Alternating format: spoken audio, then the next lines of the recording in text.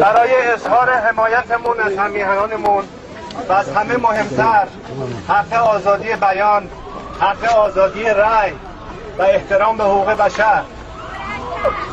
از این بلندتر خانم نمیتونم.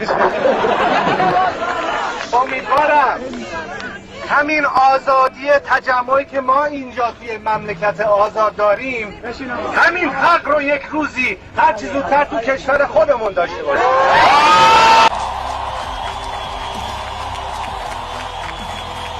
برخلاف این نظام فاسد سرکوبگر کودک کش، شما نماد یک فرهنگ و یک تمدن عظیمی هستید و در فردای آزاد ایران ثابت خواهید کرد به جهانیان که ما چه ملت بزرگی هستیم، ملت کبیری هستیم که ایرانمون رو پس خواهیم گرفت.